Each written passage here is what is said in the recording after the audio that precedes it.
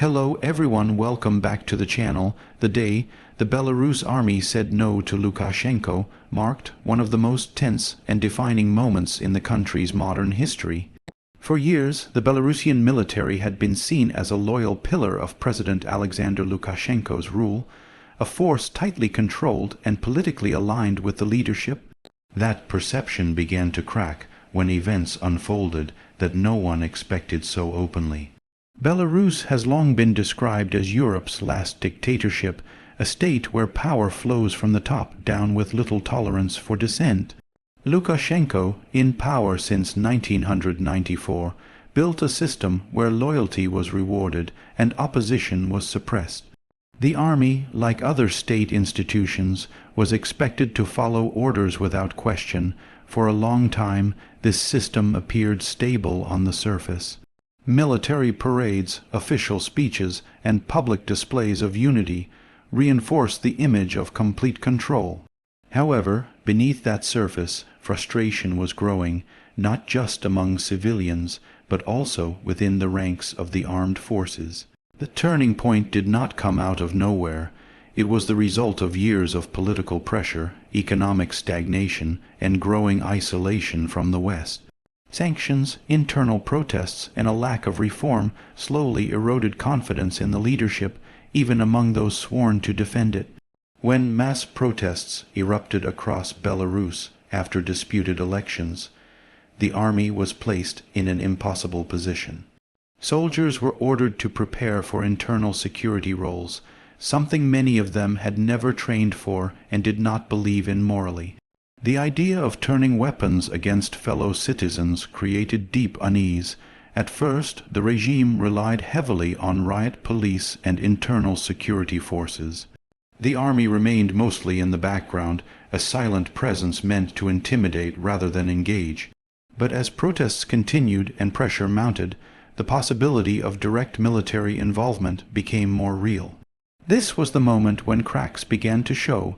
Reports emerged of soldiers questioning orders, delaying deployments, or quietly refusing to participate in operations aimed at suppressing protests. These actions were not loud or dramatic at first, but they were significant. For authoritarian systems, obedience is everything. Even small acts of hesitation can signal a much larger problem. When soldiers start asking why instead of simply following orders, it indicates a shift in mindset that is difficult to reverse. The day the Belarus army said no was not defined by a single public announcement. Instead, it unfolded through a series of refusals, slowdowns, and internal resistance that collectively sent a powerful message to the leadership. Some units reportedly declined to move against protesters, citing a lack of clear legal justification. Others expressed concerns about being used for political purposes rather than national defense. These statements, even when made quietly, carried enormous weight. The significance of this moment lies in what the army represents in Belarusian society. For decades, it was portrayed as a disciplined, unified force above politics. When that image began to fracture, it challenged the very foundation of Lukashenko's authority. Many soldiers come from the same towns and villages as the protesters. They share the same economic struggles, the same frustrations, and the same hopes for the future. When ordered to confront civilians, the line between duty and conscience became blurred. Another important factor was the generational shift within the military. Younger officers and conscripts grew up in a different information environment, with access to independent media and social networks. Their world was not shaped solely by state propaganda. This generation was more aware of events beyond Belarus's borders. They had seen how armies in other countries reacted during political crises, and they understood the long-term consequences of being used to suppress their own people. The refusal of the army to fully comply created a strategic dilemma for Lukashenko. Without unquestioned military support, his options became limited. Relying solely on internal security forces was risky and unsustainable in the long run. This moment also sent shockwaves through the region. Neighboring countries and international observers closely monitored the situation, understanding that a military split could dramatically alter Belarus's political trajectory. For Russia, Belarus's closest ally, the situation was particularly sensitive.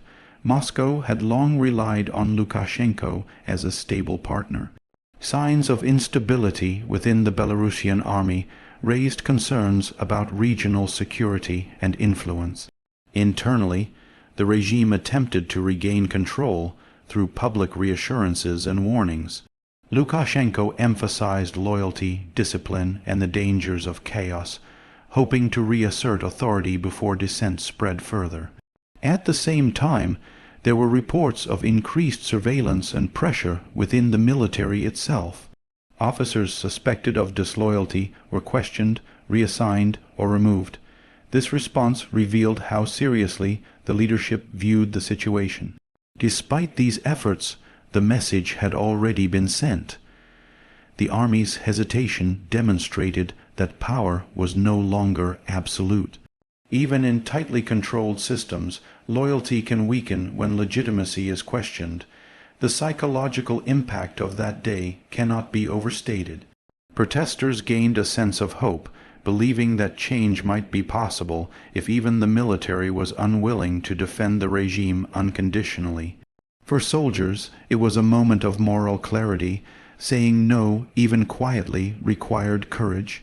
It meant risking careers, freedom, and personal safety in order to avoid becoming instruments of repression. This moment also redefined the role of the Belarusian army in public perception. Instead of being seen solely as a tool of the state, parts of it were viewed as potential protectors of the people. However, the situation remained complex and uncertain. A partial refusal does not automatically lead to political change. Authoritarian regimes often survive by adapting, reshuffling power, and tightening control. In the aftermath, Lukashenko worked to restore loyalty through a mix of incentives and threats. Public displays of support from selected units were amplified, while internal dissent was pushed back into the shadows. Yet, trust once broken is difficult to fully restore. The leadership could no longer be certain of the army's response in a future crisis. This uncertainty became a constant factor in decision-making. The day the Belarus army said no also highlighted a broader truth about modern power. Control, through fear and force, has limits, especially when economic hardship and political stagnation persist. International reactions varied. Some governments praised the restraint shown by parts of the military, while others called for dialogue and reforms. Sanctions and diplomatic pressure continued to shape the external environment. For Belarusian society, the event became a symbol. It represented the possibility that institutions could choose conscience over command, even in the most restrictive systems. The long-term consequences are still unfolding. While Lukashenko remains in power, the relationship between the state and the military has changed. The assumption of automatic loyalty no longer holds. Future crises will test this relationship again. Whether the army will continue to resist political misuse or be brought back under tighter control remains an open question. What is clear is that the day the Belarus army said no marked a turning point in the country's political narrative. It exposed vulnerabilities, reshaped expectations, and challenged long-standing assumptions about power and obedience. History often remembers moments when institutions choose not to act. Silence, hesitation, and refusal can be as powerful as action, especially when they come from forces trained to obey. In Belarus, that day will be remembered as a moment when the balance briefly shifted, when authority was questioned not by words, but by the quiet decision of soldiers to stand back. Whether this moment leads to lasting change or becomes a suppressed chapter in history depends on forces still at play. But its significance cannot be erased. The story of that day continues to resonate, reminding the world that even in the most controlled environments, human judgment and moral choice still matter. As events continue to evolve, the legacy of that moment remains a powerful symbol of resistance, restraint, and the fragile nature of absolute power. The day the Belarus army said no to Lukashenko was not just about military orders. It was about identity, legitimacy, and the limits of control in a changing world. And as history moves forward, that day stands as a reminder that no system is immune to doubt, and no authority is beyond question.